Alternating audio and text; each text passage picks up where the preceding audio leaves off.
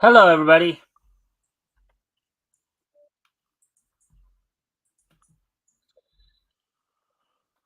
All right, so with that now, let's see. All right, so we've just been hanging out here. We're gonna, of course, give people a chance to get in before we get into anything too serious. But of course, if you want to share any links, Rick, you Yeah. feel free to do so. That's always the case. Huh. I actually shared this out the wrong one. I shared out one from the 20. I don't know. No, not this one. From a couple days from now. Oh, yeah. I usually set everything up. Yeah. Oh, it's no problem. It's just I accidentally went to the wrong one, and um, let's see whether I take. Can I delete that? Delete message. Delete. There. All right. I've now shared the right one and liked the right one. Let's see if I can get a little help here.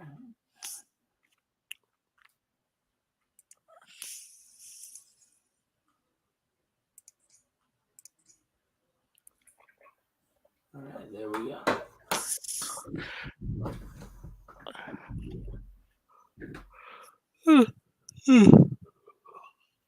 All right. All right. So what's new for you since Friday night? Not much. Went and hung out with some friends yesterday. Pe- you know, um, just kind of, just same old, same old. Just Yeah. yesterday, of course, when I got back, I had to I think before I left to hang out with my friends, I set up the upcoming weeks. Of the show? Your Notes, yeah. show? And of course got caught up with all my subscriptions, the videos watched and all that. Played some games, fiddled around with went up, grabbed some lunch, came back. Cool. Um, Cool, cool. yeah. Through Tubi, I've started watching Archie's Weird Mysteries. I've seen it before, but I haven't seen all the episodes. Yeah. I'm actually through Tubi. I'm actually watching the original Dark Shadows from back in the '60s. Ah, and also I'm gonna be going through it. I've watched the first episode or first half of the first episode for Yeah. GI Joe, the Yeah. '80s series, Yeah. and Well, the and I first think I told you before that YouTube actually has a yeah, 24-hour channel. yeah, but Where I they want to try and watch them in order. yeah, I get Uh, that.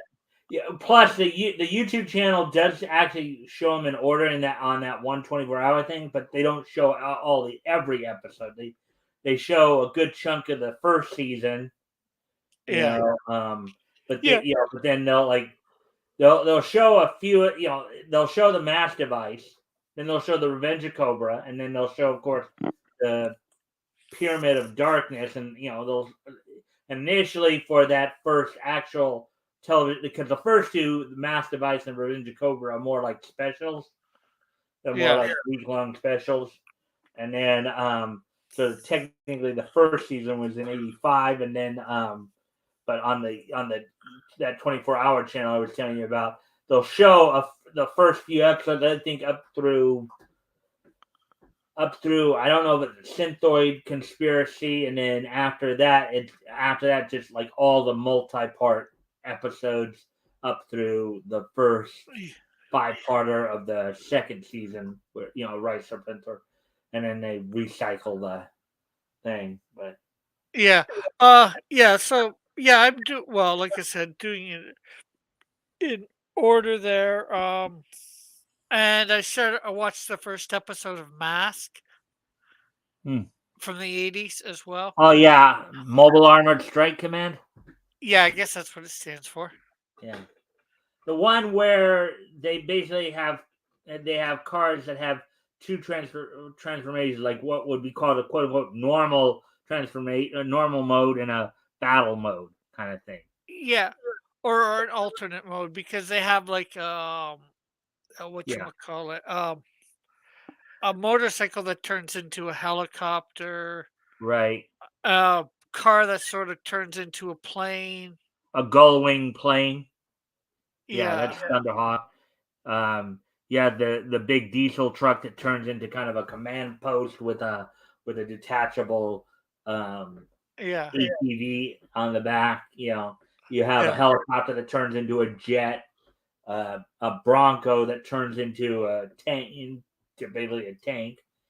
yeah.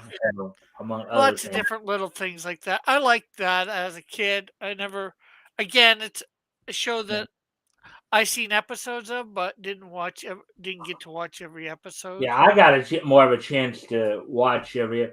Now, you may not have known this, but the actor who played, who voiced Scott in that series, Scott Tracker, he, Okay, he yeah. he's the kid who basically goes around on with the robot there who transforms into a scooter. That's Scott. Oh, the kid. Yeah, the kid.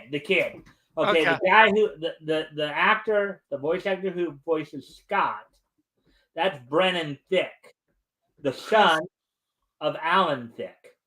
Oh, okay, cool. So yeah, Brennan is I think is Alan's older son, and then of course most people today know more about Robin Thicke, but Brennan Thicke also tried to get into the act, but I think let's see, it was that one and Dennis the Menace were his two most well known. Um, so did some deep stuff, and then um, Yeah, but yeah, so anyway, so um, we'll just wait and see if anybody else shows up, and then I've got a couple ideas. I got some ideas for yeah. stuff to talk Well, about. as long as you got a story or two that we can hopefully go over, and Yeah, then who knows what yeah. else. Well, yeah, because we usually need to because it's like you and I can't just free base it for like full like hour and a half, 2 hours. I that usually happens better when like RJ and some other people are here, but Yeah, um, but even with a few of us here going over, unfortunately, sometimes hard it seems to get some people to come and talk about whatever. You know. mm, yep, yeah. Actually, one of the articles I was gonna probably have us talk about because I didn't really do it. I didn't have as many news articles. So this upcoming week, I'm going to probably be doing like 3 articles a night to get caught up on Bounding into Comics. Because remember, on Wednesday, per J.R. Exner's request, I did a show where I gave my top anime slash favorite slash recommendations. So, Yeah. uh, and then on Thursday, that's when the news was going down about John Romita Sr., which I guess we can talk a little bit about that too. Yeah. But before we get to that one, of course, I have some other ideas too. Yeah, so let's see. Where are we at now? We're at 9 minutes. So I'll probably just start hitting it up. Well, I guess I can start setting it up now, but we'll start getting started about the 10-minute mark here. Yeah. So actually, in fact, well, there's nobody. I was going to suggest that maybe if you wanted to introduce yourself and share your links or anything like that, but it's really nobody. Well, I guess you could, in a way, introduce it to people who might show up after the fact. If you want to like introduce everybody to yourself there, and Yeah. and share any links when you do that.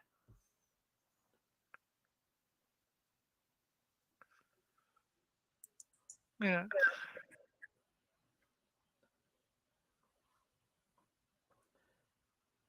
Rick, you gonna introduce yourself, or Oh, okay, okay, yeah. I was saying it right now. Yeah. Oh, yeah. Okay.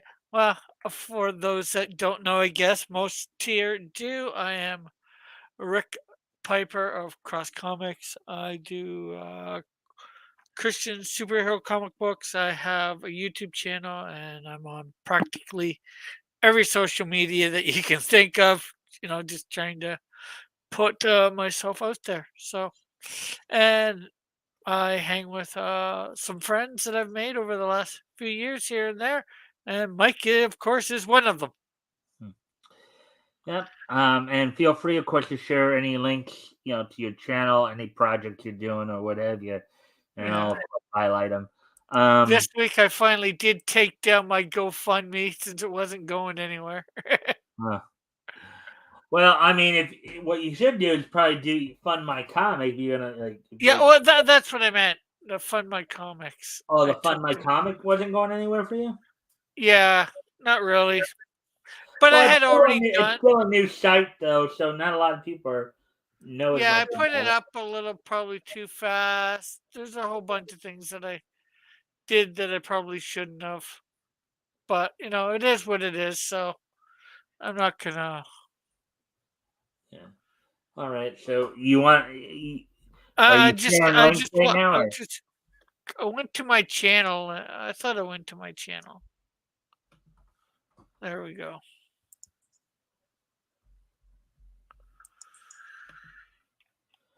All right. So just copy and paste it. Yeah,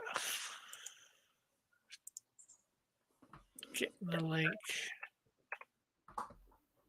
There we go.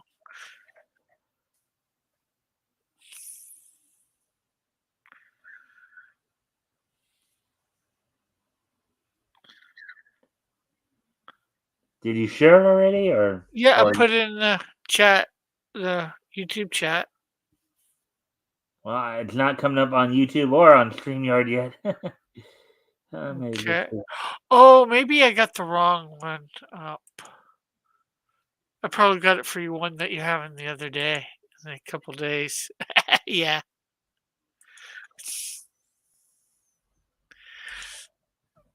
because I accidentally went to that one first, Hmm. and I popped out the chat and didn't take it down. Oh well.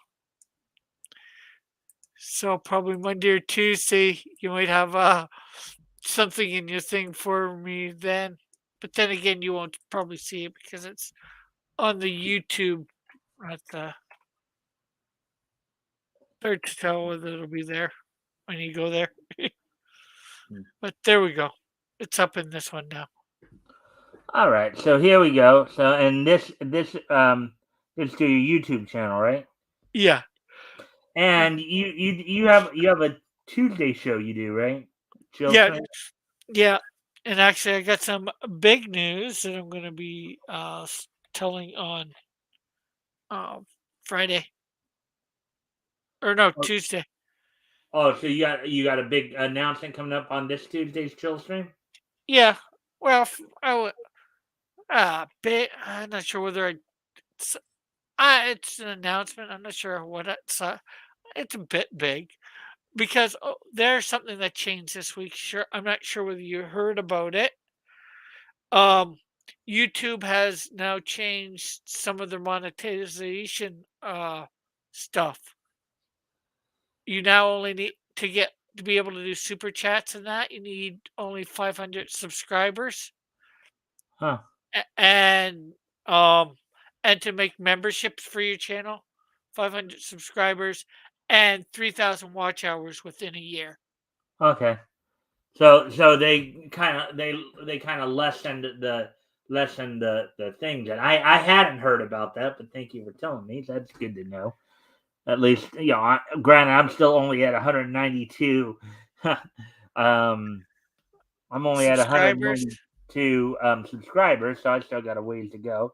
Yeah, Anyway, it's just over 300. It's sometimes, yeah, it's hard getting there, but yeah. All and right. then Well, so I guess we're past the 10-minute mark. So what we're gonna do now is we're gonna go into this first article. Rick and I'll go over, and as always, guys, if anything, first off, if you haven't already, if you can like and share the stream, see if we can get some more friendly people in here. That'd be appreciated. Also, if anything here grabs your attention, feel free to comment and/or ask questions. We'll try to answer the questions to the best of our ability. With that being said, let's go ahead and get into this. So this now, Rick, I think you were actually even in the chat when I was covering this one the other day. uh You might have been. I thought you were, but um. So this is one that grabbed my attention. This is, of course, from the anime. So Western critics outraged that upcoming rom-com, that's romantic comedy anime, My Tiny Senpai, dares to appeal to male audiences. Article was done by Nerdigans Inc. June from June yeah, 12th, which is past Monday. yeah. I was. Did we talk about some ways? I think we talked about this last week. I could have sworn we talked on air about this. Yeah, I think I brought it up. Maybe I think I now remember. I think I might have brought it up on when I came over to the chill stream. Okay, well, that's no problem. Hmm.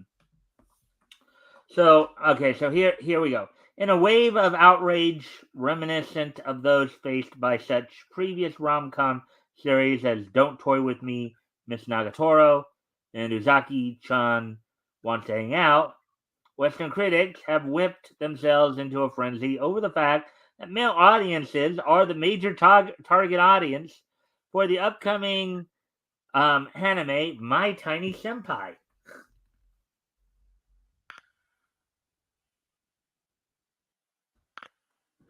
Based on the titular manga by female, and keyword here female, by the way, and we'll explain why as we get into the article here.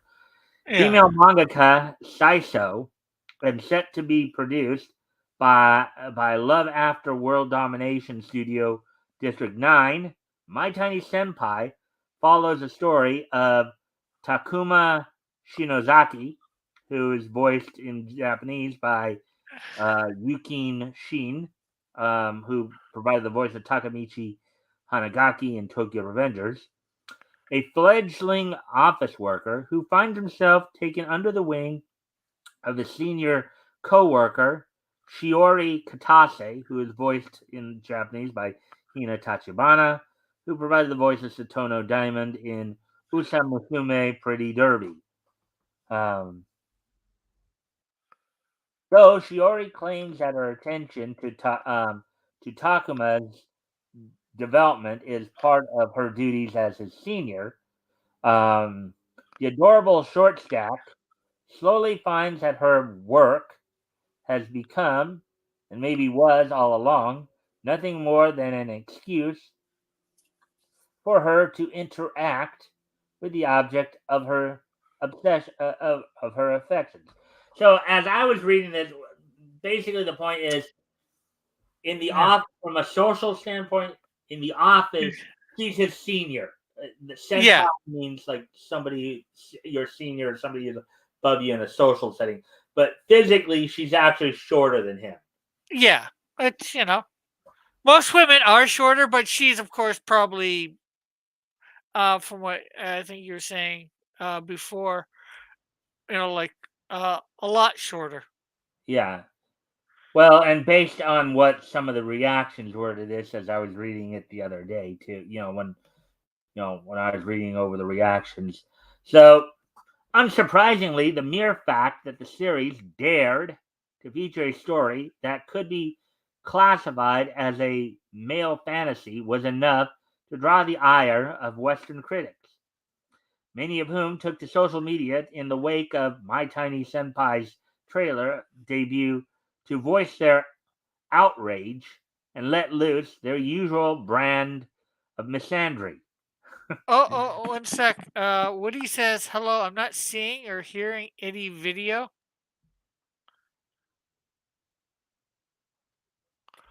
Let me, uh, okay, I'm seeing video.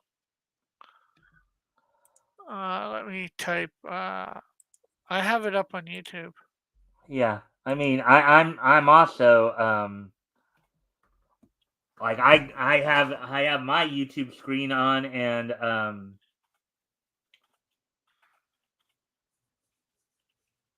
I have my YouTube screen on, and I'm seeing it. Everything seems to be fine. Um, Yeah. Oh, Never mind. he's like, never mind. Better.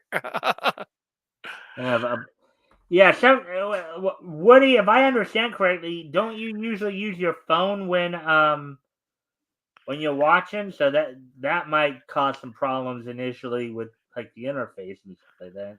Yeah. If I remember correctly.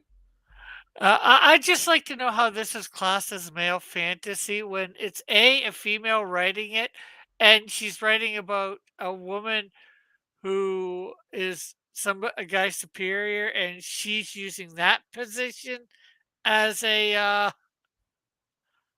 way to court his affections. Yeah, well, I think a big part of why they think it's a male fantasy because it's like, well, I'll read on and then you'll probably pick up on it. Uh-huh. It's better now. I own my phone or network must have goofed. Sharing a screen cap of an angry Usagi choking Umino, taken from the 26th episode of the original Sailor Moon universe, at Mugami baselessly accused, quote, "You're telling me they're letting Chojo die just so they can pump out more soulless, plotless, bare bones wish fulfillment catered to men with these increasingly fetishes every season." Basically, the idea of, well, I think also supposedly this girl from My Tiny Senpai. Now, I think they're on a staircase there, and she just happens to be up a Yeah. couple of steps. But look at her and see if you can't tell where the fetish aspect's coming in from. She might have some bigger breasts than most, but they're not really that much bigger. Yeah, but Uh, I think that's the point they were making here is that I think the thing about it was is that something about her, like her chest. I think. and then, So it seems, I'd say a lot of anime women have bigger chests, or in yeah, I mean cartoons. there is quite a bit of fan service in quite a few anime out there. But it's been there forever. It's like you know there are some anime that use fan service even when it's not quite a slice of life type anime. I mean, I think the one anime that comes to mind is Divergent Eve, where it's more of a serious anime in terms of its actual content, but yet when they do the ending theme and the closeout, what's being focused on? Girls on the beach in bikinis. Yeah.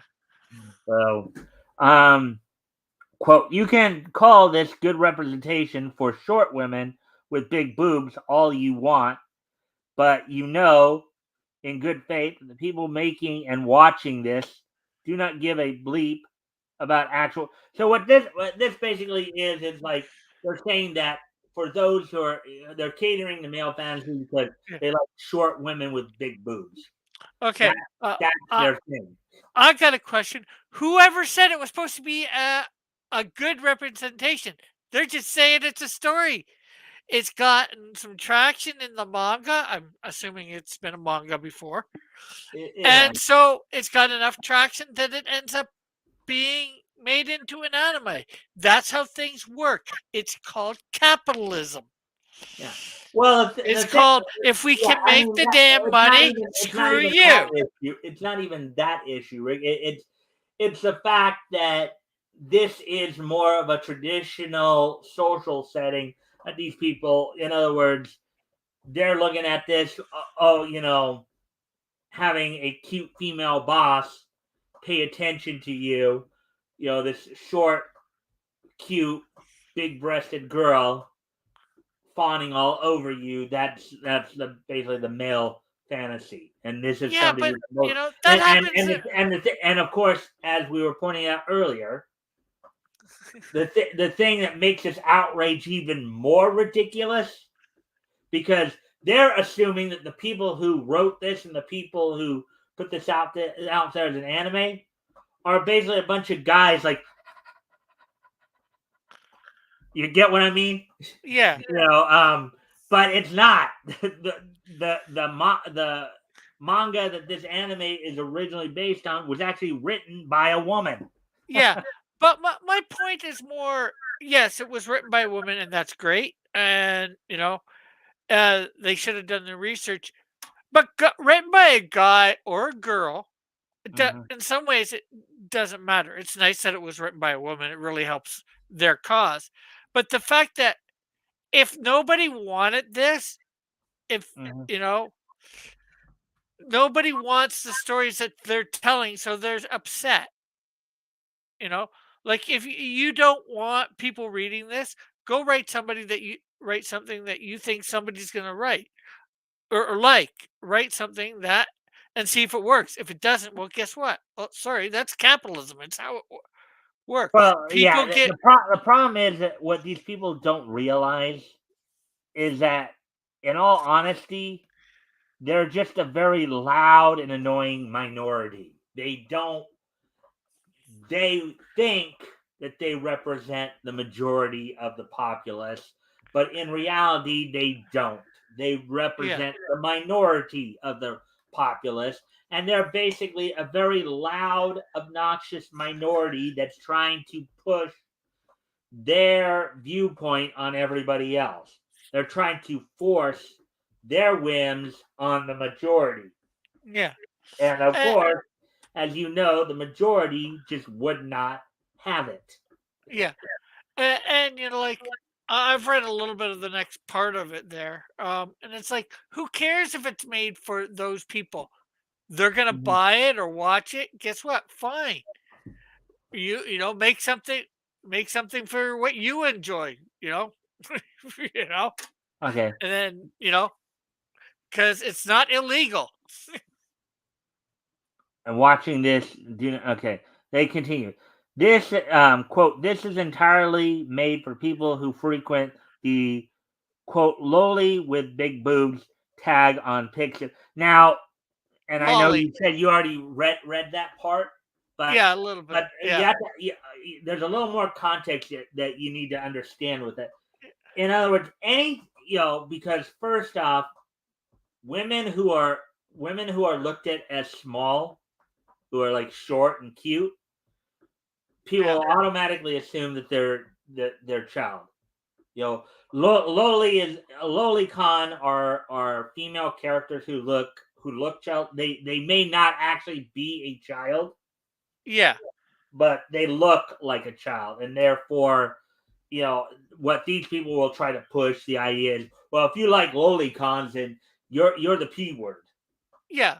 Well, it's sort of it's not quite it's the same, but it's not. There was an episode of I think it was Batman the animated series that had that short actress, Married all, portraying. Yeah. married all. In other Yeah. words, she had a I guess she had a some kind of condition, and Something from like what I probably like understand, it's a Webster or similar Gary condition. Coleman. It's a similar condition that I believe Emmanuel Lewis Gary well Coleman. and Gary Coleman suffered from, where they didn't grow for some reason. They didn't um, Yeah. you know um, she just didn't grow from the size of a child. It's like Yeah. you know But yeah, but basically their point is that, oh, this isn't true this isn't true representation because, you know, it's still catering to, if Yeah. it But the caters thing is, it's not supposed to be caters representation. if it caters to traditional men, if it caters to traditional values, then to them it's no good. Yeah. You know, But the you, thing you is, have to it's not. push the minority as opposed to the majority. Yeah. You have But to the thing is, normalize the minority, not the majority. yeah. It's kind of that same line of thinking that I talk about, that was prophesied in Isaiah 6:9, where wrong is called right and right is called wrong.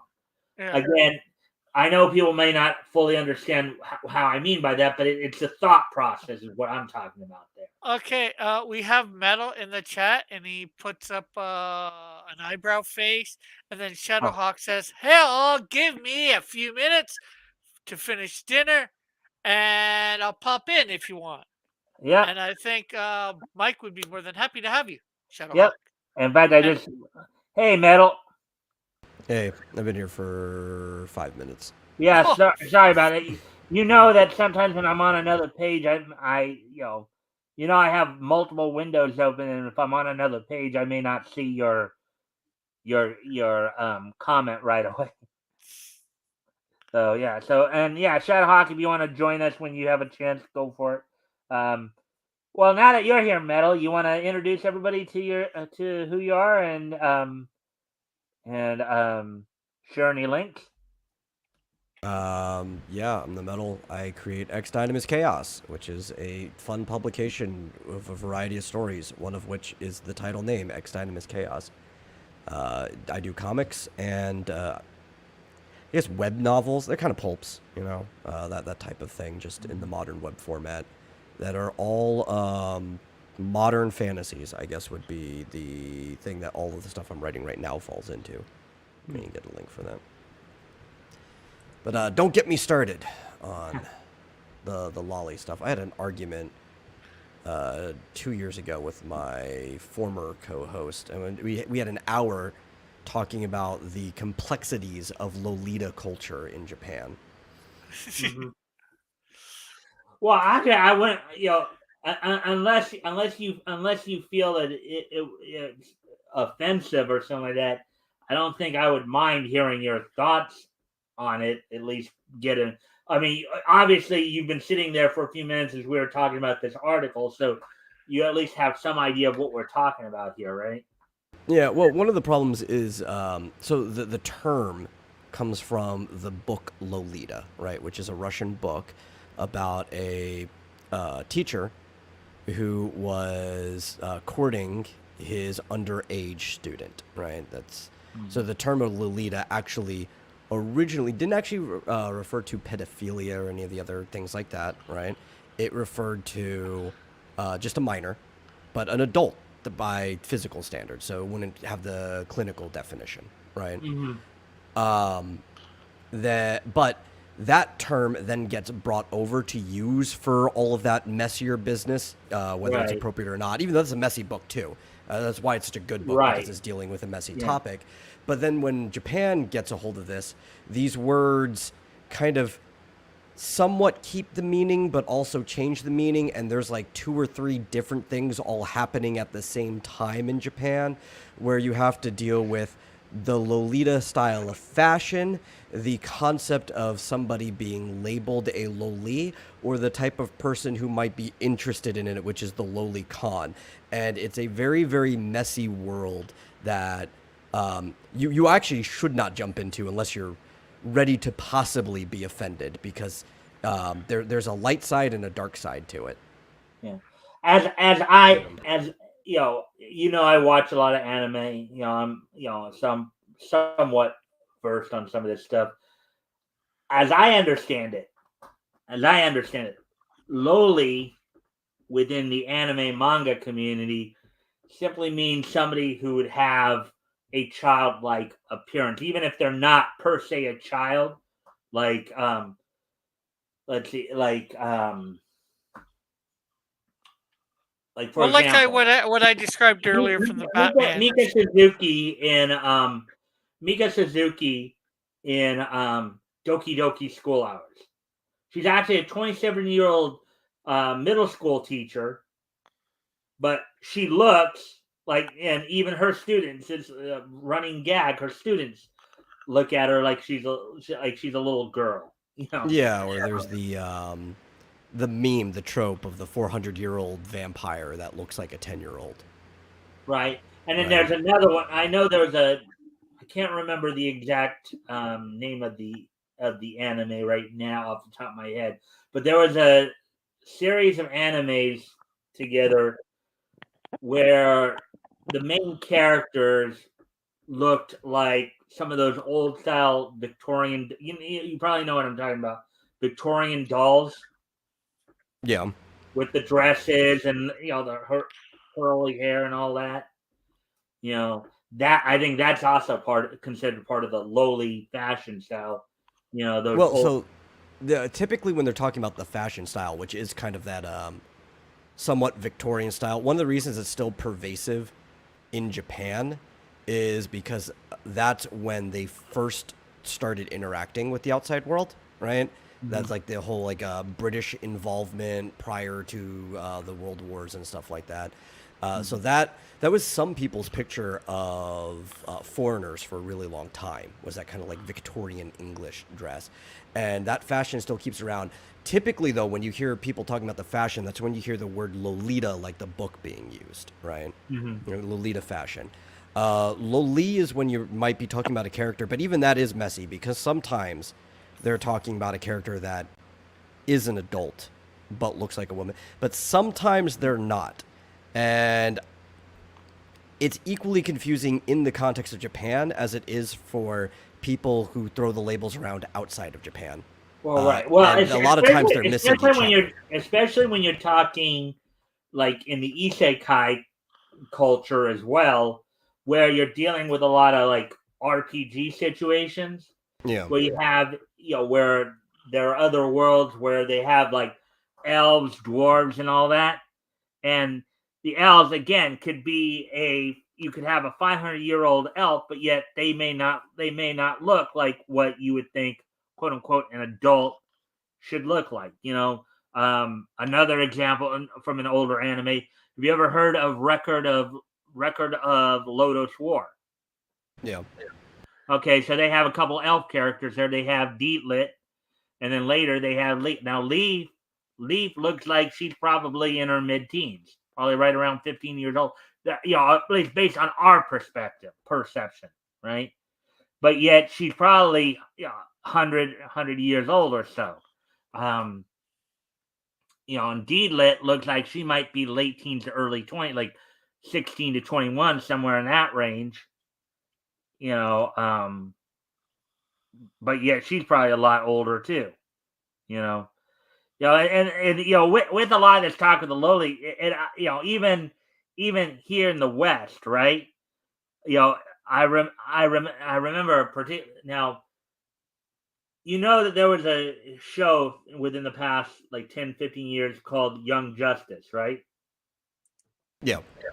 Okay, so on that show, they even kind of addressed that a little bit because one of the characters, Miss Martian, who because they were addressing the idea of league membership and just how to determine who should be allowed to enter the league and when, because they were getting all caught up with the whole 18's adult argument.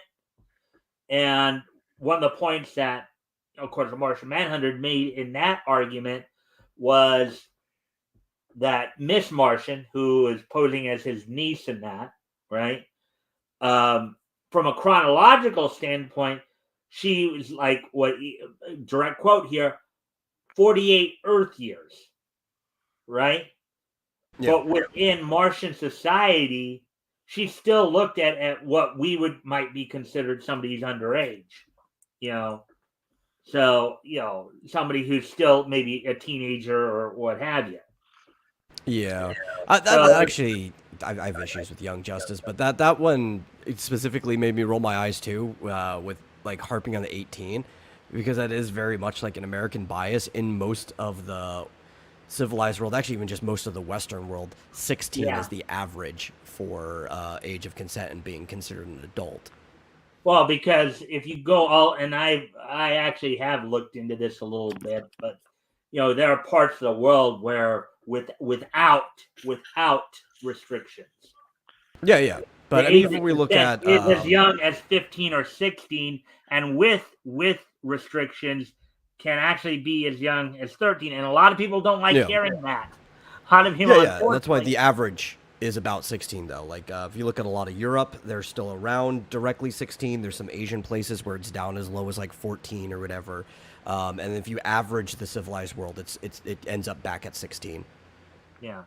So I mean, it's like even when we talk about stuff like this, one of the things that I often wonder if now they may never actually say this aloud because it could be perceived as being racist as well. But I get the impression a lot of these people who get up in arms about this stuff, about like lolicons and this kind of stuff, in terms of like when they're looking at Japanese anime and all that. I get the impression because Japanese, like in Japan, as far as I know, I think the age of consent is 15 or actually, we actually had somebody tell us it was actually 16. I had read before it was as low at one point as 15 without restrictions, but it was raised. Within my lifetime, it was raised. It used to be as low as 14, and it got raised twice to 15 and then 16. Yeah, so and I think the 16 was more recent, so within the last like 3 or 4 or 5 years. But my thing is I think a lot of people in the West here. I even asked my older sister this because she started watching anime too, and you do have a lot of 13 to 18 protagonists, a lot of anime too. A lot of 13 to 18-year-olds who are taking on more adult responsibilities, mind you. So, but I think a lot of Westerners who are not as familiar with Japanese culture, mind you, I think they think because of the fact that the age of consent is 15 or 16 in Japan, therefore all Japanese people are the P word. I think that's their mindset. I'm not saying it's a horrible mindset too, because clinically they wouldn't be, because that only applies to people who are interested in prepubescent bodies. But the thing is that what a lot of these people, and this is where I think a lot of times this conversation gets a little tricky. I think whenever you bring topics like this up in regards to things like people of different ages and how they interact with each other, because this is a thing I've kind of from a human observational standpoint studied over the years. At one point I was going to cons, I was going to anime cons where the main demographic when you go to an anime convention or a cosplay convention or a gaming convention happens to be 50. Most of the people who go there are in that 15 to 25 range. So you're having high schoolers who are interacting with young adults, and we've talked about this before. I do think that is more true of specifically the anime conventions, in my experience, than the other ones. A lot of gaming conventions I've seen, and comics more so, but a lot of gaming conventions I've seen a slightly older audience. But definitely with all the anime conventions I've been to, you see a lot of like teenagers and young adults as like the majority of people that are there. Yeah, and the thing is that now, Grant, I know that people have suggested, and I try not to. I agree that maybe if we were to have a more in-depth, serious discussion about it, they should probably be led by somebody who's more in the mental health field. Mental health, developmental psychologist. Somebody who has more of a background in that. But reason we get into a lot of these arguments, and because I think whenever you have these conversations, people tend to mix up the idea of the legality of a situation versus the morality of the situation. There are people out there who honestly believe that no matter what the law says, 18 is this. It's got to be this. If you're 18 or older, you interact with people 18 or older. If you're younger than 18, you interact with them. It's like no Well, that would be matter the safe way to what do it the, if you're what the if law you're says. overly cautious. What was that? I said that would be the safe way to do it if you're overly cautious. Yeah, but you can't go through life only interacting with people that are below or above a certain age. Yeah. Well, what I'm talking about, when you start seeing these people sit there and go off, start accusing, when the character is like 16 or 17 and they're accusing the person's 18 or over of being a pedophile. I totally agree. That is totally Well, ridiculous. also, you have to ignore most of these people anyway, because some of these people are on Twitter. I've seen people on Twitter complain about somebody flirting with a quote-unquote underaged 21-year-old girl. I'm like, I need you to rethink about the statement that you just typed there. Underage 21-year-old. Well, why do you think I got off Twitter? Yeah. But that's also the type of people that are mostly complaining about this stuff. Yeah, I mean, but and if you heard the first part of our conversation earlier, I don't know when you jumped in, but one of the things I was pointing out is that you just have a very, very loud minority that is trying to impose their will on the majority. Yeah. The technical term is a vocal minority, yeah. Yeah. Make sure you keep an eye out for Shadowhawk in case he comes in the back. He hasn't said Yeah, anything in the chat. I'm on the StreamYard screen right now. I haven't actually seen him pop up yet here, but Uh-huh. yeah. So, but anyways, that was a good bit of conversation there. So why don't we continue on with the article here? And then, as always, guys, feel free to comment and or ask questions if anything here catches your attention here. So we're going to continue with the article here. So, quote, also, I know that pretty much every anime is wish fulfillment to some degree, unquote, at Mugami added. Quote, there's just been a pretty huge imbalance of it being more targeted at loser guys compared to loser girls. So, who cares? I actually have a problem with the beginning of that statement. I don't even think the bulk of anime is wish fulfillment. I think that's a very weird way of looking at fiction. There's definitely some that's wish fulfillment, but not every, even like a shonen where people are super powerful. Not all of them are even power fantasies, right? Like power fantasy, you could say, is definitely wish fulfillment, but you can have a story with gods that isn't like a wish fulfillment story. Mm-hmm. Well, also when you look at a lot of harem, and there are a lot more harem animes than reverse harem animes, but where you have like the idea of like in the harem anime, it's one male character and he has like 3 to 5 female characters who I've seen quite a few. And there's quite a few of those, and then there's the reverse of that, not as many though, where it's a central girl character. With a bunch of guys who are taking interest in, and of course, the two of the reverse harem anime that come to mind, probably one that's been pretty well known for the last few years, Oran High School Host Club, and then the Wallflower is another one. Those are examples of the reverse harem anime.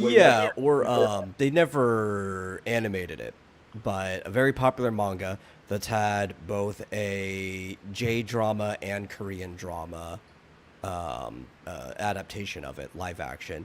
It's called Boys Over Flowers, which is very much a reverse. Actually, yeah, they have animated that. Oh, I've never seen the animated version. I've only seen the animated version. It's a pretty good one. Boys Over Flowers. Yeah, but that one qualifies because she has the one boy that she kind of has like that tsundere relationship with, but then like the other princes and other people become interested in her too. It's actually one of the most popular manga there is. Yeah. Yeah, I mean, I've watched it. I know that there is an anime. That did get turned into an anime, as I recall. But I'm trying to remember. I would argue too, though that one is definitely in wish fulfillment. It kind of almost way better written. Like I would say, it's a skillfully written story, but it's like in that category of how Twilight is like a reverse harem story in that way. I would argue most harem aren't even wish fulfillment because a lot of them, the main character is the butt of the joke. Yeah. Oh, yeah. Because Mahime, when you say that, Mahime, not Mahime. What's that one? And I just thought of it too. I have the picture in my head, but it's not. It's not Mahime. That's something totally different. Maybe I'll remember it later. But but with a lot of these harem animes too, there's some more comedic elements to it. There's certain memes that come out of that, like the proverbial walking in on the bathroom meme. Yeah, and I think one of the big problems, almost all ecchi harem anime are some form of wish fulfillment. But that's also why they're ecchi, right? Because they're trying to get into that almost sexual zone anyway. A lot of the ones that skirt the line are like pre-ecchi into like you might even air this on TV. A lot of them, there's like an actual plot. Sometimes there's some type of comedic structure to it. Your character may not even represent like the average Joe. If your character represents the average Joe, then you can kind of guess it's probably a form of wish fulfillment because you want the audience to put themselves in that person's place.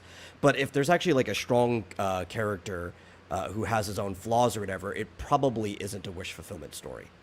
Oh, now I remember the anime I was thinking of. It's Love Hina. Love Hina. Oh yeah, I know that one. Yeah. I was just gonna say with this commenter on Twitter making all these comments, what does that make her or him? Does that make her or him a loser guy or girl? Because you're just complaining about this. Maybe what you're suggesting, maybe it's a little self projection, maybe. Yeah. Yeah. Well, not the fact that they would be into it, but but just by complaining about it, they end up becoming what they're complaining about. Complaining about the loser guy or girl. Yeah. I get the impression here Mugami might be a girl, but again, I didn't, without anything more to say Might be about somebody who wishes they were a girl. it.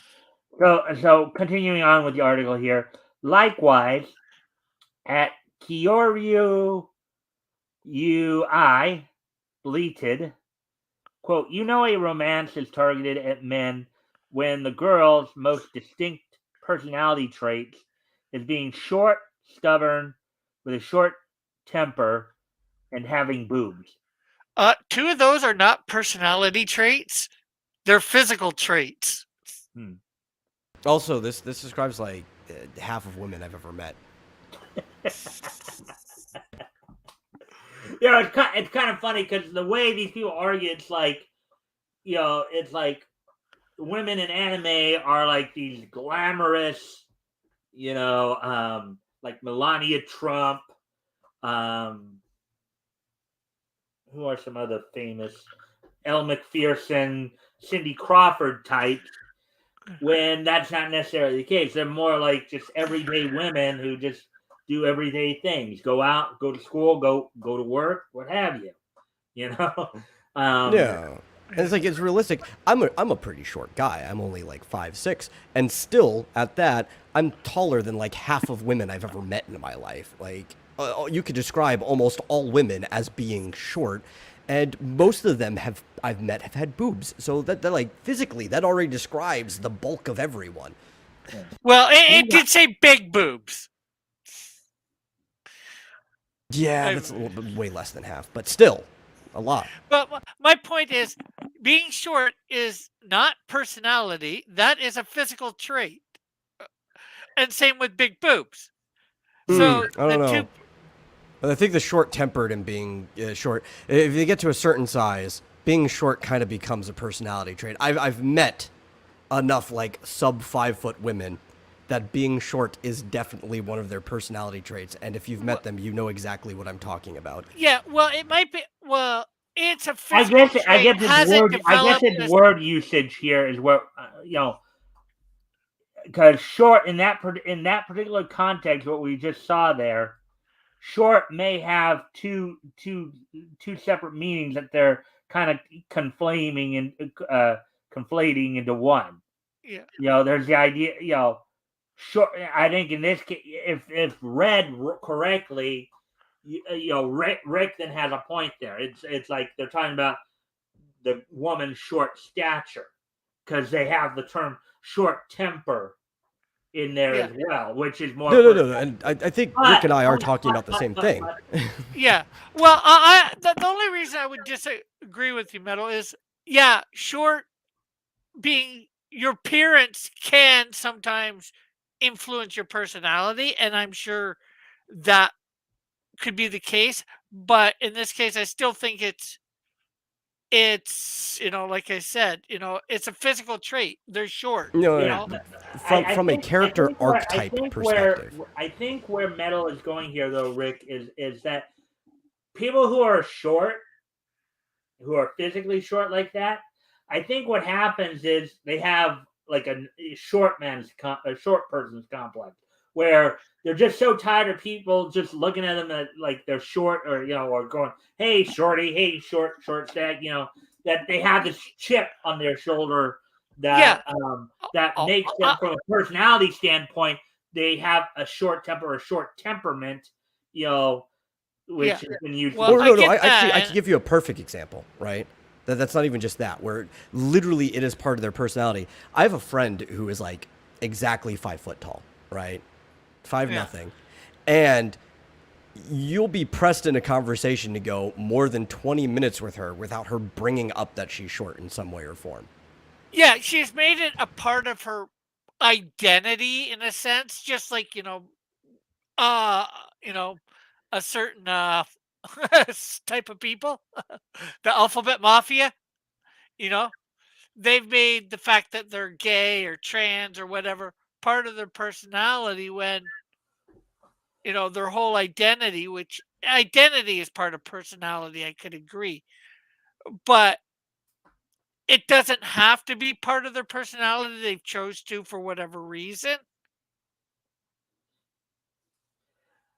Yeah, I Yeah, but mean, then when we're talking about fictional characters, right, and writing characters, Yeah.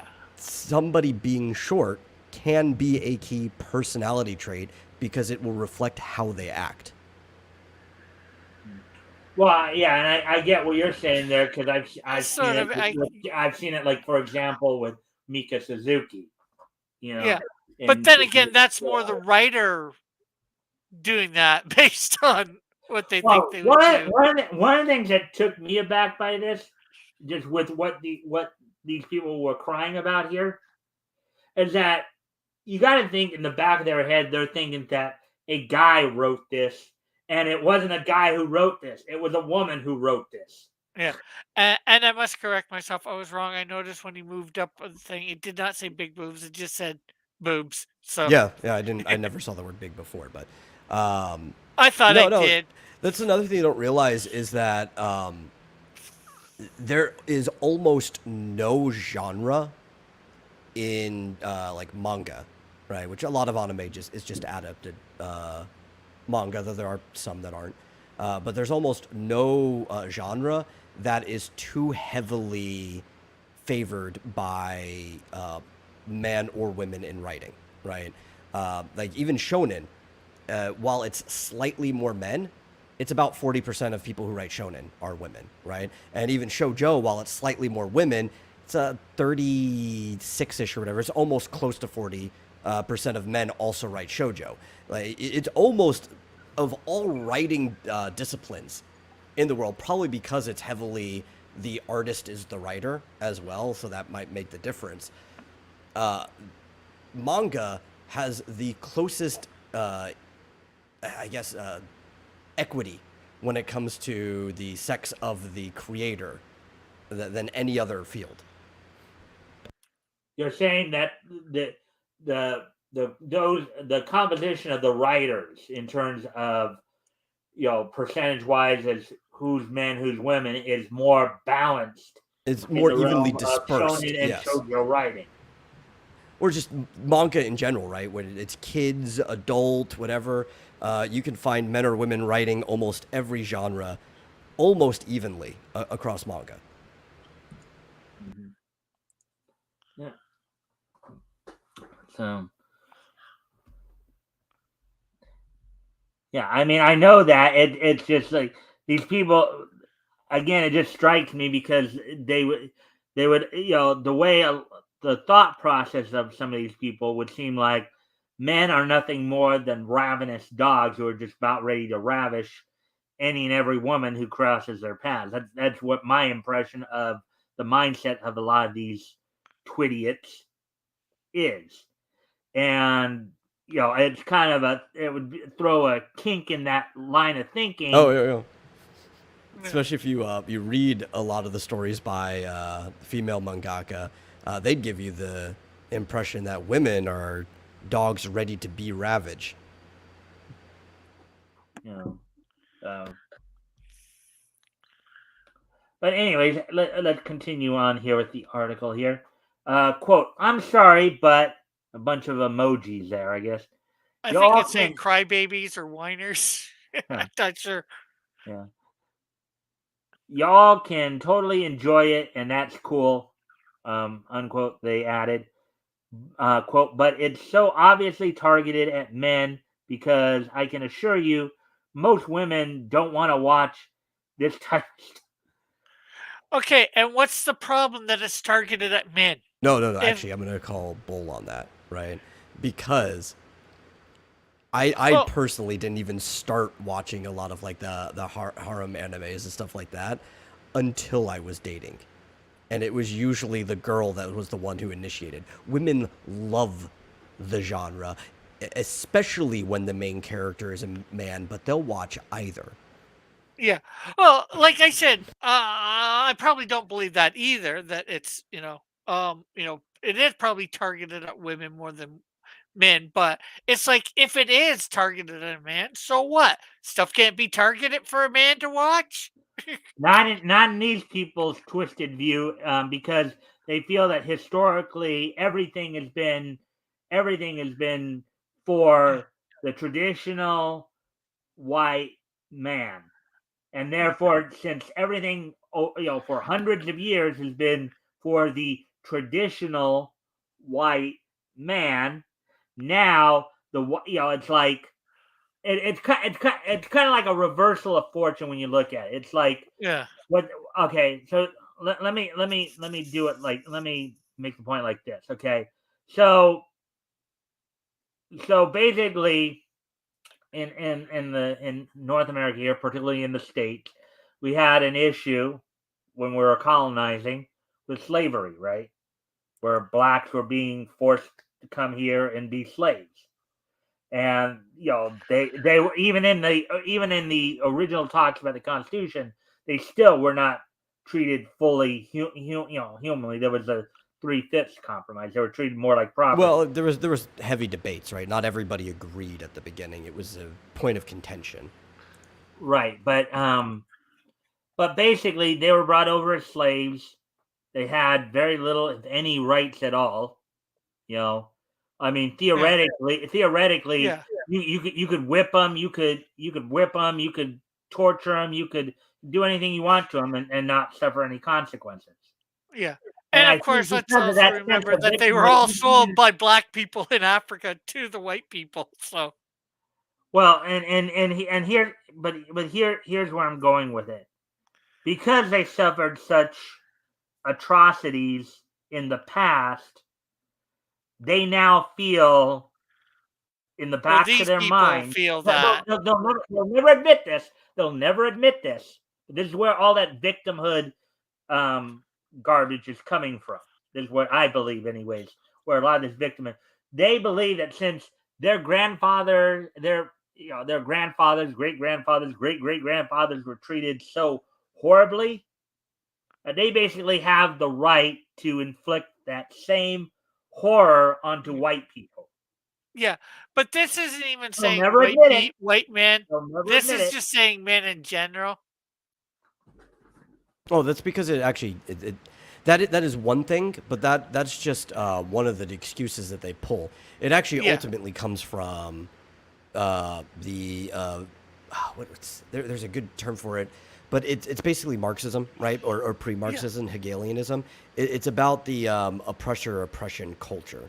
Which that is one thing they stand Yeah. by, but there's a whole bunch of different ones that they use, and it doesn't really matter Yeah. who it's aimed at, because you can always find somebody to be the oppressor in the situation. Yeah. That's the mentality. Yeah. My point was just it's targeted at men, or maybe it isn't. That is up for debate, I will say. But even if it is, like things have to. It's about selling a product, and you Hey, have to target it somewhat at explain to you. someone. Well, How I Rick, know what I that was it's trying to targeted at do, women. I wasn't necessarily trying to justify their thought process. I was just trying to explain it. No, Yeah. I know. I'm Yeah, trying Yeah, to same further here. explain. I didn't hear your last statement, Metal. I'm gonna tell you exactly why this stuff is targeted at women and not men, right? Because, and this is the minority of harem stories out there.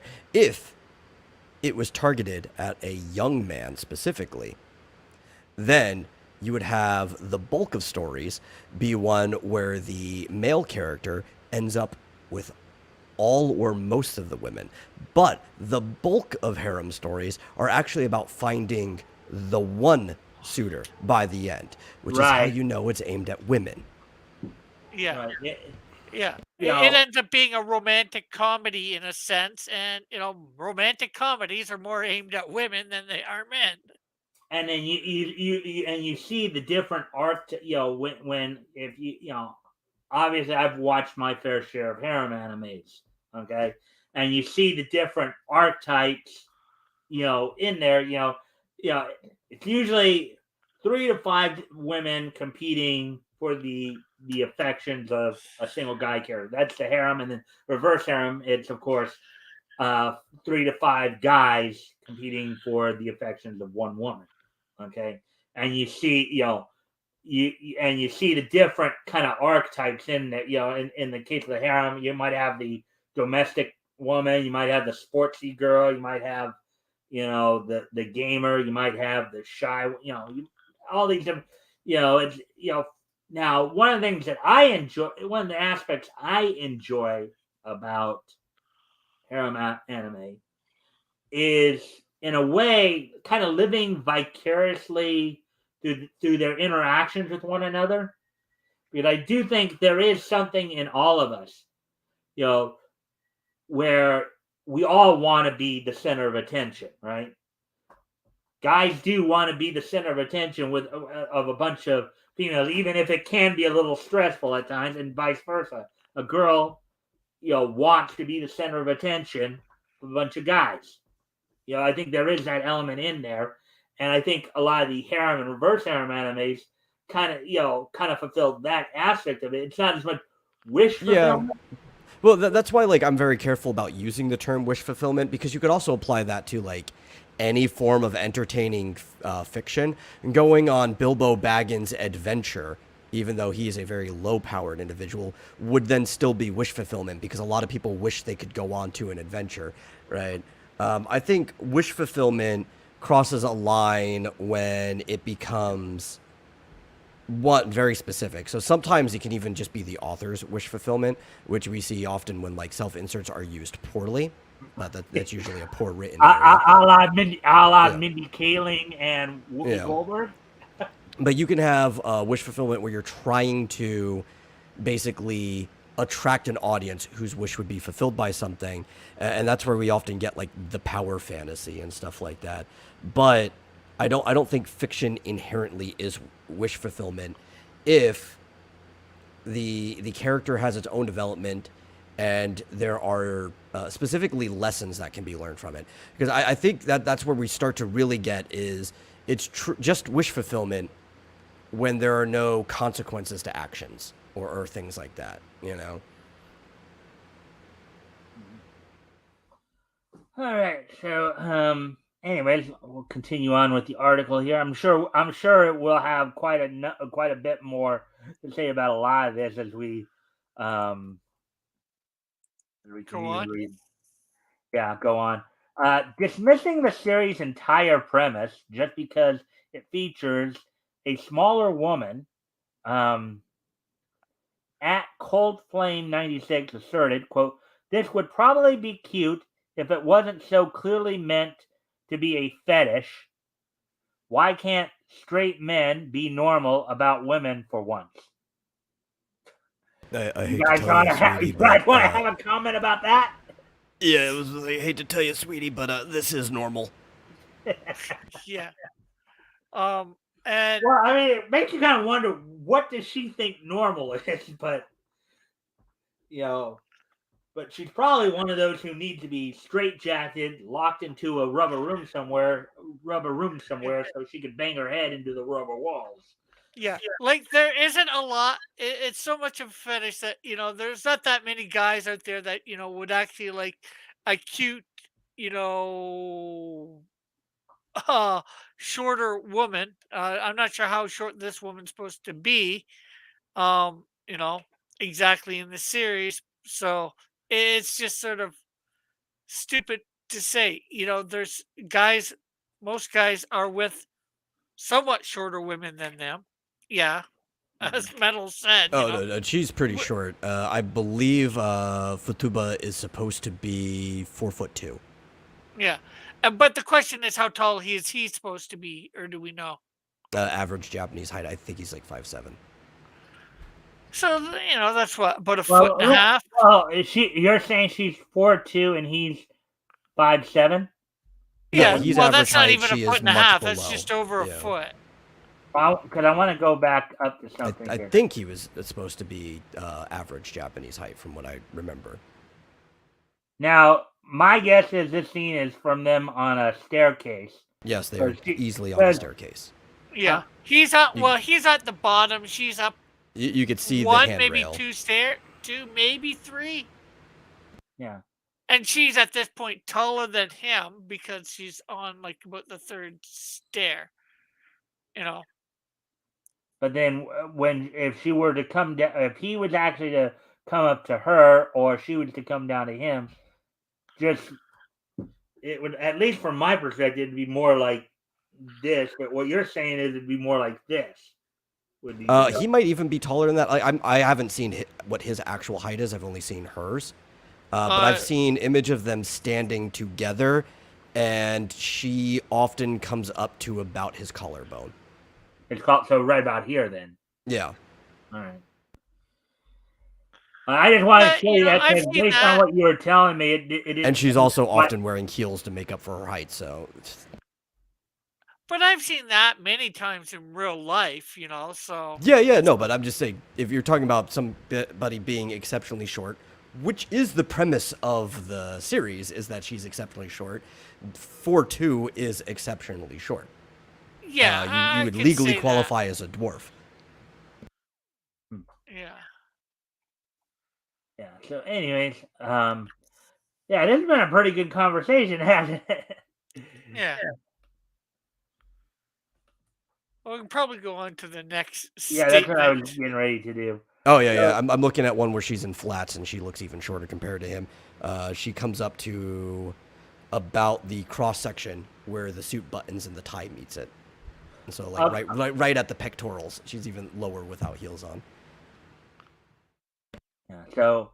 So in this statement right here, some even took things a step further and began claiming that since Shiori is under 5'5", and thanks to the series' anime art style, bears a childlike appearance, she is, in smaller quotes, minor coded. Thus, anyone who was attracted to them of being a pedophile. What do you think of that? No, I find that ridiculous. Not even necessarily using the word minor coded, because there are, if you wanted to, child coded is better, but not in this case. There are clearly characters in that lowly section that are minor coded. Like you see that classic 400-year-old vampire thing where she looks like she's 10. But like, and it's like the Uzaki-chan thing. It's like, no, with breaths that big, that character cannot be child coded or minor coded or anything like that. It's really ridiculous, and a lot of times it comes down to art style, because you can even see like older people who are clearly supposed to be older. It's just because of the art style, it doesn't show. Like, somebody's supposed to be an old man, but the only way they can make him look like an old man is by giving him like a gray beard, but he's got like no wrinkles on his face or anything like that. Yeah, it's kind of funny because on Doki Doki School Hours, one of the animes I was talking about, they have a character named Nakamura whose classmates call old man because he acts a lot like an old man. They, right? Woody says, "Hail chat, host, guests, cross, and metal." Mm-hmm. Hey, Woody. Yeah, but I just, to me, I find their whole thought process totally asinine. Yeah, Quite totally honestly. screwed. because here's the thing. Their mindset, their thought process, at least from what I've observed, right? When I look at these comments and I look at their arguments, and this is where I talk about the idea of them confusing the legality of a situation, morality of a situation, right?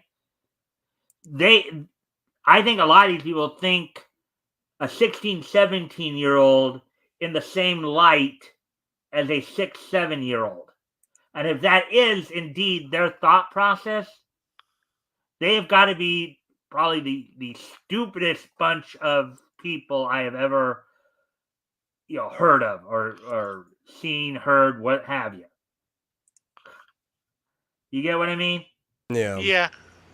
I mean, I also find the whole ridiculous where he's like, one of the traits that he doesn't like seeing is acts childish. I'm like, listen, I don't know what world you're living in, but most 30-year-olds, people I went to school with that are women these days, act childish. Like, I swear, it's like, are you still 14? I haven't seen you since high school, but you still act like you did in high school. Well, Yeah. I think we've had a very interesting twist in society. I think, in fact, I was watching Devil Flyers the other day when he had Mike Barron. I think it was Mike Barron who basically said, all republics kind of go through like 3 phases. I don't remember what the first phase was, but you have a phase where when you go through bad times or struggling times, you raise. I don't remember the exact quote, but you raise strong men. When you go through good times, you raise weak men. I think that was part of the quote. Yeah, it's a Buddhist cycle about societies. I'm trying to remember what the name of the 4 stages is, but it's the let's see. The beginning is the Sotapanna, which is when you enter society, right? Things were rough, so bad times create strong men, right? Then you end up in the Sakitagami, which is where those strong men create good times. Then you end up in the Anidagami, which is when those good times create weak men. And then the 4th phase is the Arahant, where those weak men create bad times, and then the cycle starts over again. So what you're saying is that with all this garbage with the SJWs, we actually do we can look forward to a possibility of the cycle starting up again, and Yeah. not JR says, I put some out there. good times make weak men.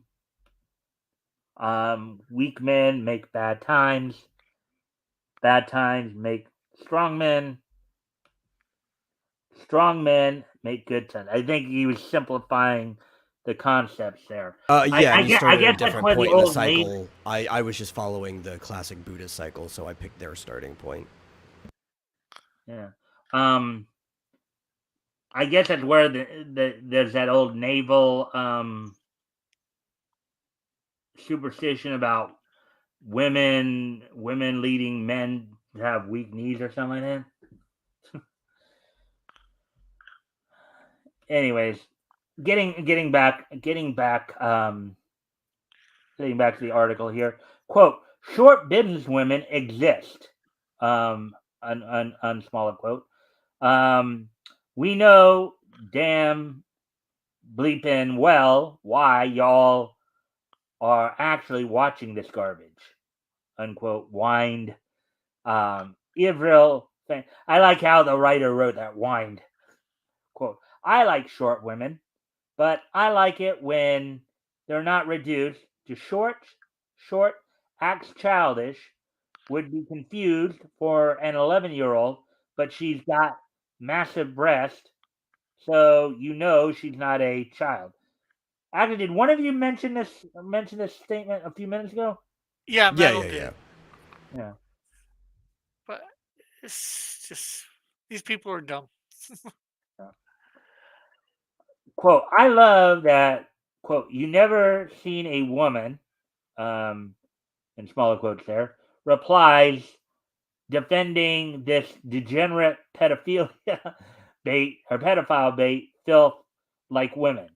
Unquote. Insulted Shinobus, my goat. Quote: Just shrink into preteens normally or something. Unquote. So basically, so Metal, I think this person just accused you of being a pedophile. Well, I don't know if they accused me. This isn't even typically the stuff that I watch, but I'll defend people who watch it. But what I was saying in that is that anybody who defends this stuff, well, basically is what they're. But anyways, I'm gonna go. Why don't you guys talk amongst yourself for a moment? Because I just remembered I forgot again. I still got to get used to remembering to turn on the do not disturb thing on my phone. I'll be right back. I Yeah. often forget that myself. Oh yeah, that's something. Did I turn it up after church? Yeah. I always turn it off after church or turn down my volume and then turn off the alarm. Yeah, I did. I and then for like 2 or 3 days, I end up forgetting that my volume's down on my phone. And people try and not many people, but the buzzer on my building's hooked up to it, so somebody tries to buzz up and Yeah. I don't hear it.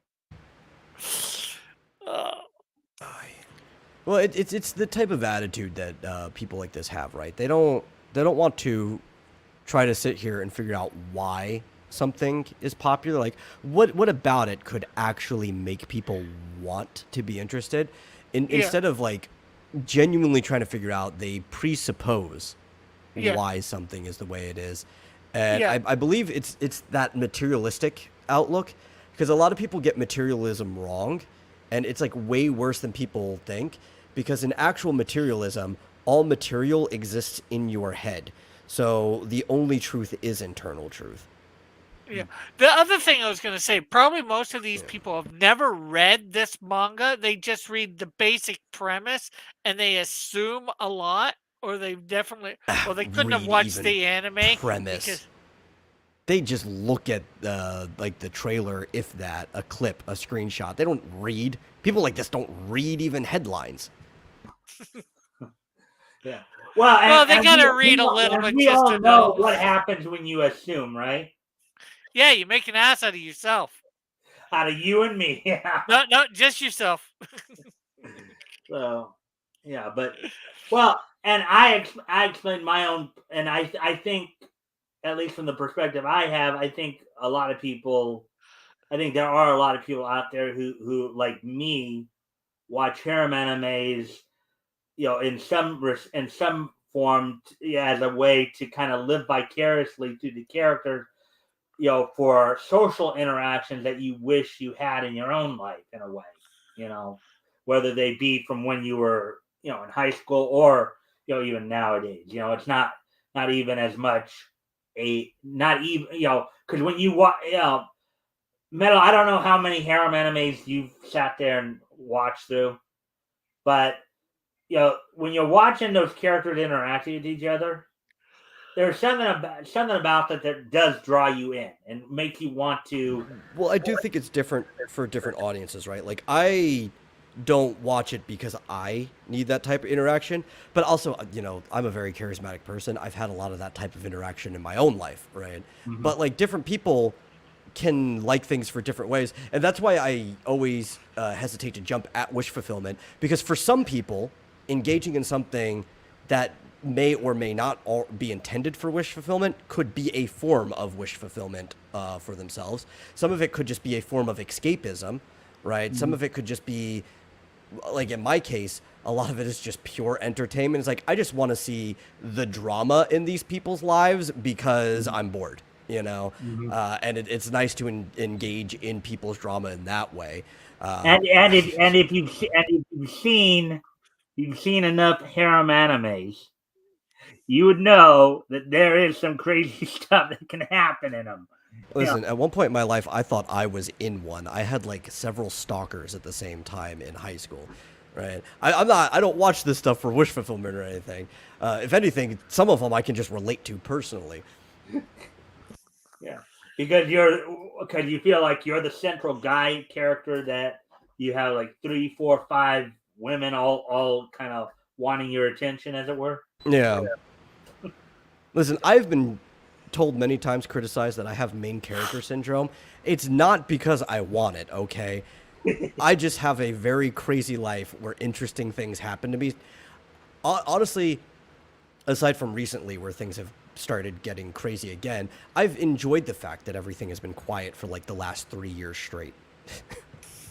It's a rarity in my life. Yeah. All right, so getting ready to continue on here then with what we were going over I here. read that one already. Yeah, I know. Okay, so refusing to even honestly engage with the debate at Suguru Geto tweeted, quote, IDGAF. I have an idea what that means, but I'm not going to say the full version of that. If she's bleeping 180 years old or something here, she's portrayed as a kid. Look at in parentheses here. Look at those D expressions and the voice acting while being sexualized, and it's weird. You guys want to comment on that statement? Well, women and guys do that sort of thing all the time in play, shall we say? Mm-hmm. I don't have anything more to say on this than I've already have. It's just going to be repeating the same stuff over and over again. Yeah. Right. Unless somebody brings up like, I wouldn't even say interesting, because none of these are going to be interesting, a novel complaint, because a lot of these people are just saying the exact same thing in different ways. Yeah. Well, I'm just going to keep reading through, and if there's anything that catches your attention, just let me know, and I'll stop it. Because I get your point there. It does seem like it's just, but I think that just goes to show you the mindset of this, the mentality of this, this swarm of people, this hive mind, as it were. Oddly attempting to gatekeep a body type for being depicted by an entire nation. At Chop Pints argued, quote, grown women being short are real, but I don't want Japan depicting us. Quote, personally, I think it's hard to believe that they're not trying to cater to that kind of audience when they have a consistent issue with CP, unquote, they declared. CP? Actually, I do have another point I want to bring up, because I brought up style before. There's a reason why, even more so, women in Japanese styles tend to look younger longer than men do. And it's because also women in Japan tend to look younger longer than men do. On the whole, the Japanese have a very healthy diet, right? They don't have too much sugar. They eat a lot of protein. They do a lot of stuff that's good for their skin. And you'd be amiss to even find women in their 50s who have even started developing crow's feet. Like a lot of them have very young looking faces very late into their life. Yeah. I think a few times. I think I've seen some of that Bless you. shit. Thank you.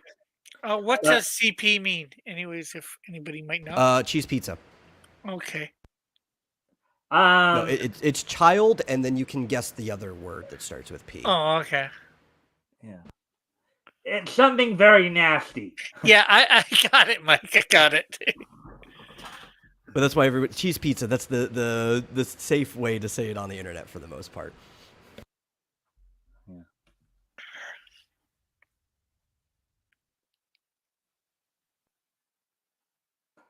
My Tiny Senpai is scheduled to begin its new job on July 1st. As of writing, no simulcast plans for the series have been announced. So, oh wow, That's the end of that article.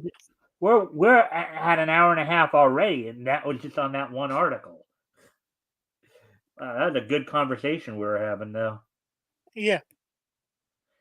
There was another one I was thinking of doing. If you guys want to try doing it, see if you. How long? How long is it? I don't think it's Bring quite it up, long. and we can maybe see.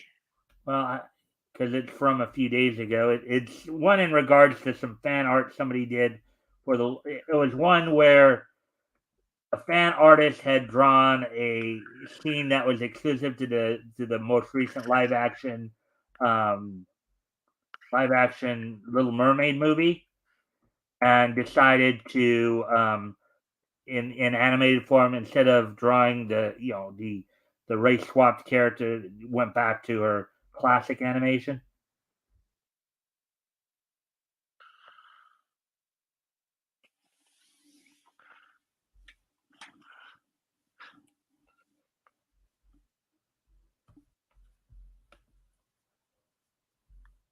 Yeah. Oh yeah. Hey, Metal. Sorry, I got distracted. My brother came walking into the room. He's been playing Grand Theft Auto San Andreas on his iPad, and he got to the scene where Big Smoke makes his famous order that gets memed all the time, and he had to play it for me. All right. So this is basically the article I was thinking of doing. If you guys want me to try to go through this, and we can talk about it. The Little Mermaid fan artist accused of racism, whitewashing for drawing classic Ariel in scene from live action remake. Then what was it when they did her as black?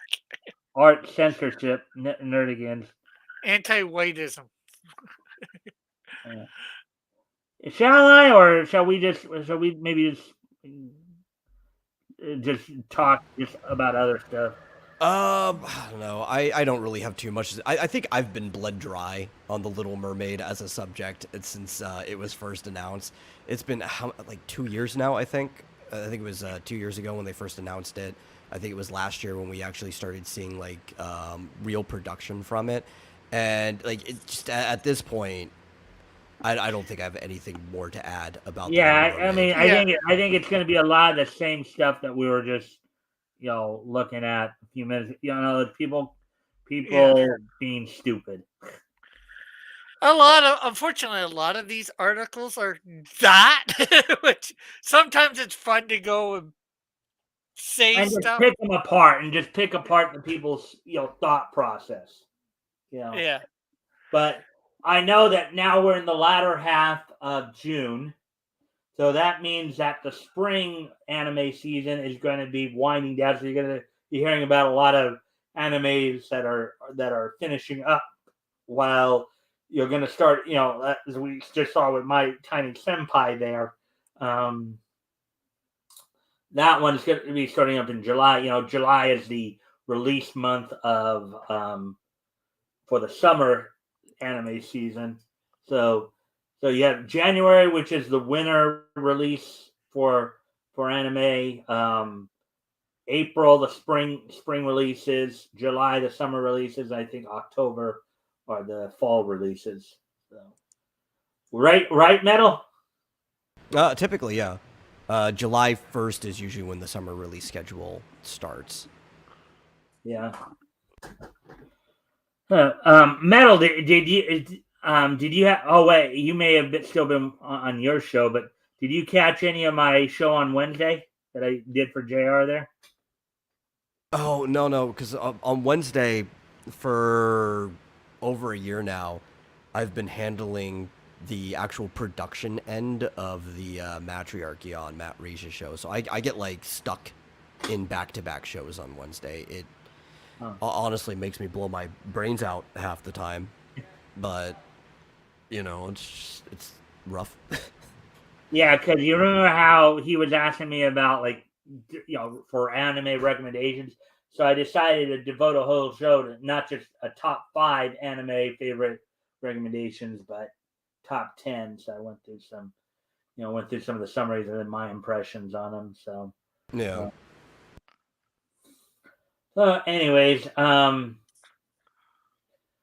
so what are you guys up to? Well, what are you guys up to this week? Well, hopefully, I will finally finish the remastered of my #1 Canadian Shield. I'm on the last 2 pages. I think most of them are going to be easy. It's just one sequence that's going to be hard on the last page, I believe. And then I'm going to go see The Flash on Tuesday. Yeah, that movie's finally coming out, from what I understand. Yeah, well, it's finally out technically. It came out Friday. Yeah. What about you, Metal? Let's see. Well, I think we might actually be finally moving things over. We don't know. Things are getting really rough when it comes to the moving thing. We might all be crammed into a duplex together, depending on how things go. Yeah, I was going to ask you about that because I wanted to know, if you knew yet, when you might want to come back and co-host. But yeah, everything is still up in the air. I haven't even been able to work on like any of my comics or anything like that in weeks. Yeah, because I know you've still been doing your show, so that's why I was. Yeah, I've been able to make time specifically on Wednesday and Saturday, but everything else has just been hit or miss. Yeah. I appreciate you coming in tonight. Yeah. Having a third person. So how many of you are going to be in the duplex? 4 of us. Well, that's not too bad. Yeah. Could be worse. Could be more. Yeah. No. It's just that's not necessarily a problem. The problem is like actually figuring out how we're if we're getting in, and when we're moving everything over there. So everything's in the air. Well, I'd help you move, but I'm a little bit out of the way. Well, didn't your lease come up already at the place you were at, or? Well, no. Technically, we have until the end of the month, but there was a dispute where it might have been on the 15th. Luckily, that ended up resolving in our favor. So, we're still on a timeline. We're on a very, very fixed timeline here, where we got to get in there before the end of the month. JR is asking, are you all moving in together? Or are you forming a polycule, whatever that is? No, Metal is moving. His family is moving. Yeah. Okay. Metal, Rick, and I are not moving in together. No. That'd be dangerous. I think. I don't know. I mean, anywhere where I live is dangerous. I will actually have a chance in September to meet Rick in person because he's coming out to California for a convention that happens to be near where I live. So we will actually get a chance to meet each other in person for the first time. We've obviously seen each other's face, through our YouTube contacts here. But aside from that, no. Metal is the one who's actually moving. So just to clarify that.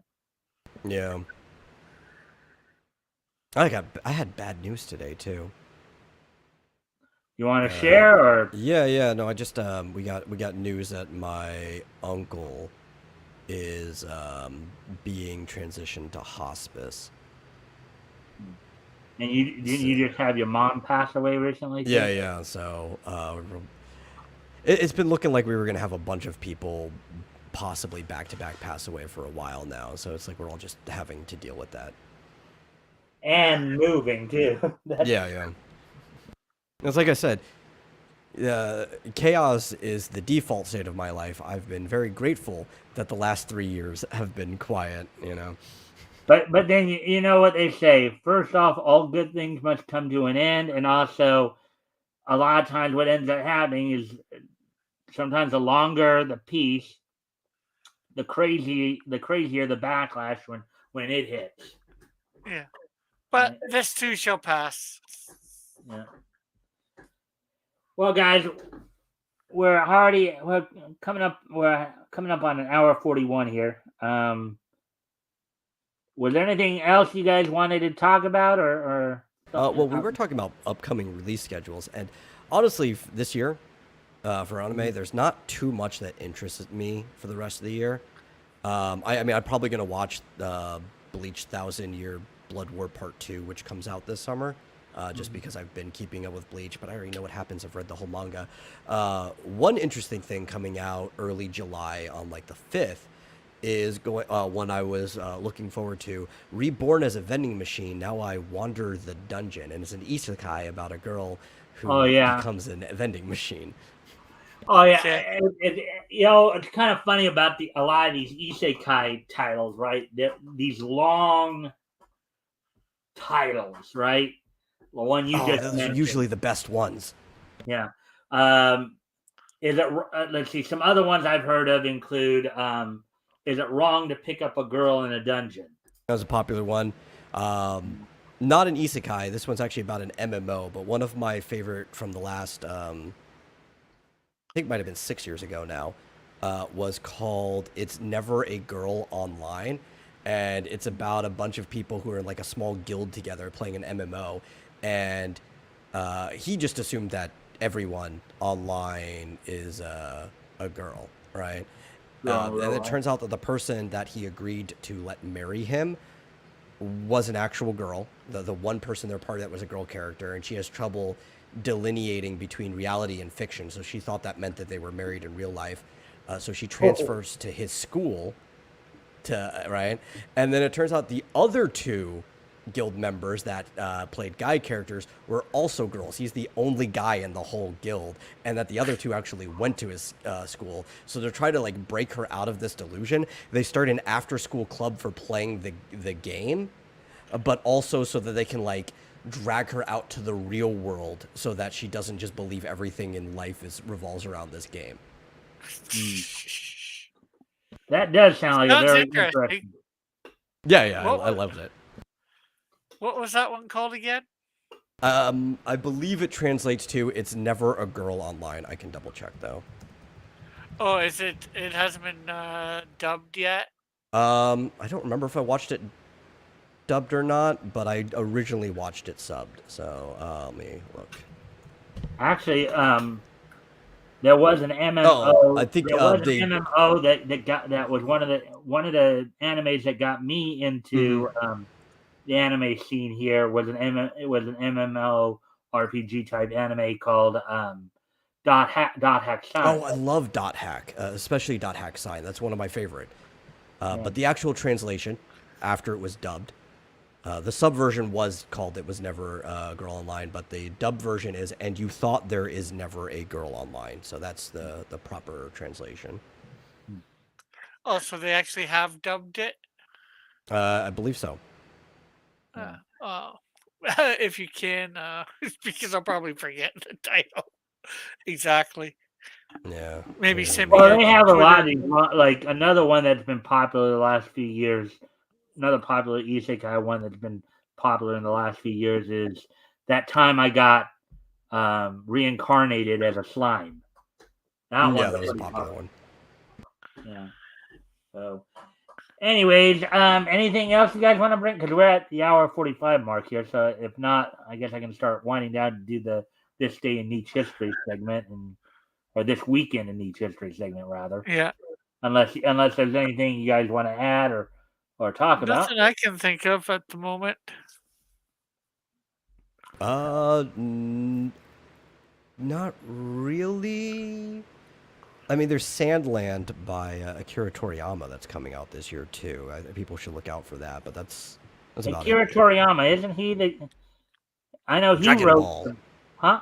Dragon Ball. Okay, yeah. Yeah, Akira Toriyama. He did Doctor Slump. He did Dragon Ball, and Space Patrol Jocko might be the name. I forget what it actually is, but he also did Space Patrol or Jocko. So JR saying, "Hail Xenu, peace be upon you all. I'm out." All right. Well, see you. Hopefully, I'll see you tomorrow night then. Anyway, so yeah, so let's start to wrap up here. So today is, of course, June 18th, 2023. So happy Father's Day to all the fathers out there. So we're gonna take a look back at this weekend in Nietzsche history. History. First off, we're gonna go back to yesterday to the one thing from yesterday that we were able to pick up here. So back 10 years ago yesterday, WWE held its Monday Night Raw event from the Van Andel Center in Grand Rapids, Michigan. This was the Raw Super Show that was right after the I can't even remember the name of the pay-per-view now, but it was the night after pay-per-view. The main event did see CM Punk defeat Alberto Del Rio via countout. Chris Jericho defeated Heath Slater. Let's see. Kane would defeat Dean Ambrose via DQ in a United States Championship match. Randy Orton defeated Daniel Bryan via referee stop in a no disqualification match. Team Rhodes Scholar of Cody Rhodes and Damian Sandow defeated Sheamus in a 2-on-1 handicap match. So those are some of the more highlighted Matches? yeah. So anyways, so with that, moving on to the next piece of Nietzsche history. Now all of them are from today. Let me just double check some things here real quick. 3, and 2018. Okay. All right, so going back 30 years ago today,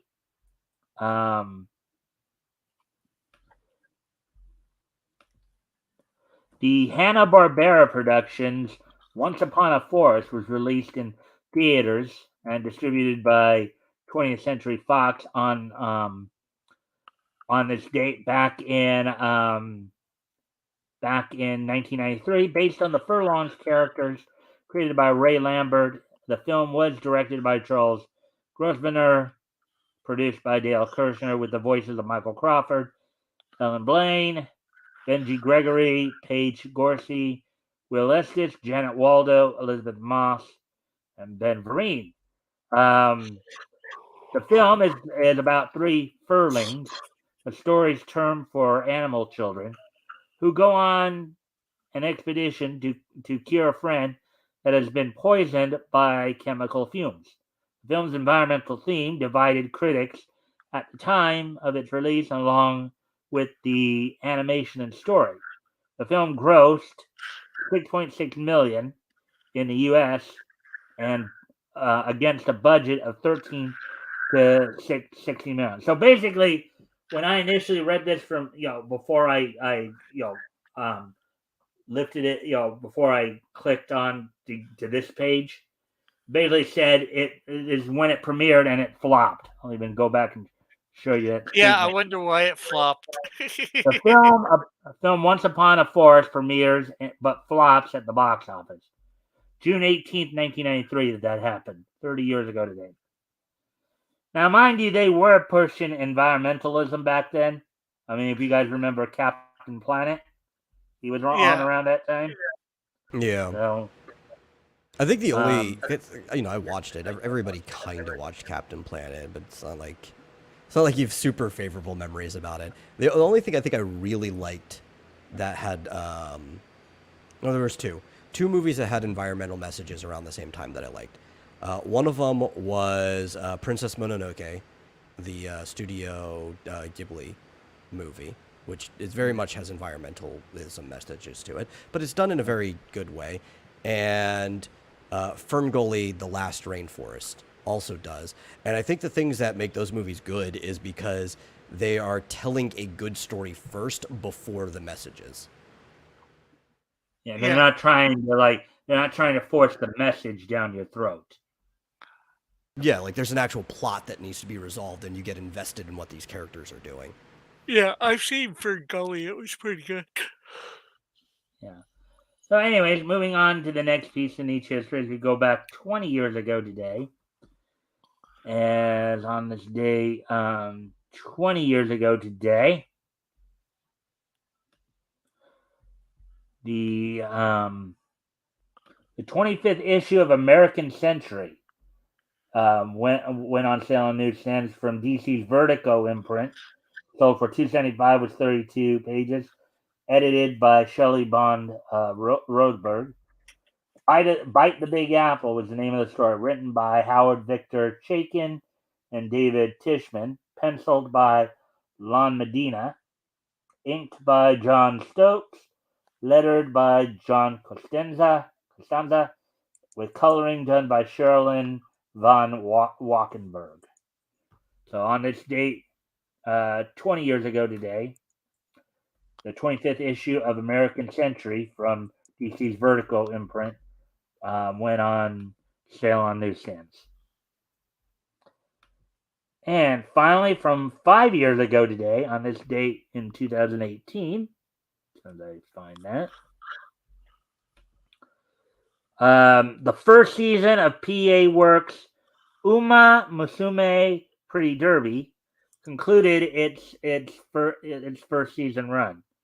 So I think it had like 2 seasons from what I saw, or multiple seasons. But on this date, 5 years ago today, the first season of Uma Musume Pretty Derby finished its season. So concluded.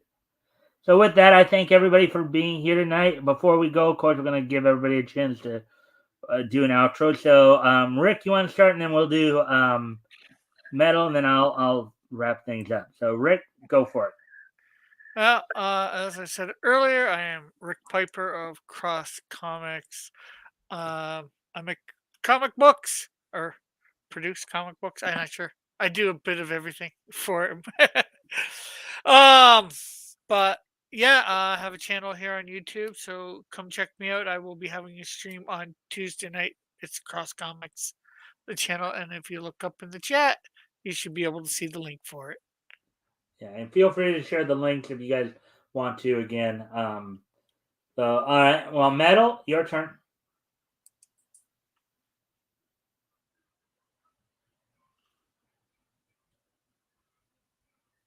Metal. I wonder. He could have maybe had to step away from the mic for a minute. Yeah, we'll wait for him to come back. So I do hope everybody enjoyed the show tonight. I hope had a good laugh at some of the mentality of the SJWs.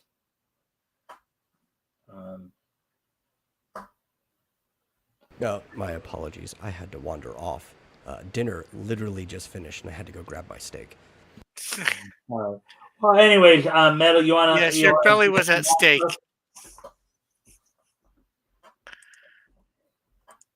Come again, Rick was talking. You want to give us your outro, and if you want to share any... Yeah. Again, I'm Metal. I make X Dynamis Chaos. If you would like to own a physical copy of X Dynamis Chaos, I would highly recommend issue 4. I think that's the one that's been printed the best, so I'll drop a link to that in the chat. And it's fun to own. You know, like you could just read it for free online. I'm not going to blame you if you want to, but sometimes it's nice to hold something in your hand and to actually own something. And you can get episode 4 Fighting for Fall right there. Did it finally go up, or is that No, one of that's the been up. That's the older one. All right. All right. Well, I'll wrap things up by reminding everybody, of course, we'll be back here tomorrow night for Niche News. And of course, this Friday I have RJ Carter joining me from Critical Blast. He'll be my co-host this week, as we will actually be moving ahead a month. We will be starting our coverage of November of 1939. And of course, everybody's going to want to, I'm pretty sure everybody's going to want to really come and watch this episode, because we're going to be going over Flash Comics Volume 1, Number 1, and introducing everybody to the Golden Age Flash, Jay Garrick, the Golden Age Hawkman, Carter Hall, Johnny Thunder, and the Whip, Rodney Gaynor. So we'll be looking at that whole, looking at those 4 characters, looking at that issue. So, and I'll have RJ with me, and of course, Monday to Thursday we do our usual Niche News Guide, where I go over news articles and stuff like that, give my commentary on things. And of course, you can always come back every Sunday when I have my panelists with me. And I think my panelists tonight were joining me. And with that, I thank everybody for being here, and I hope everybody enjoyed the show. And I hope to see everybody back here tomorrow. Bye. Bye-bye.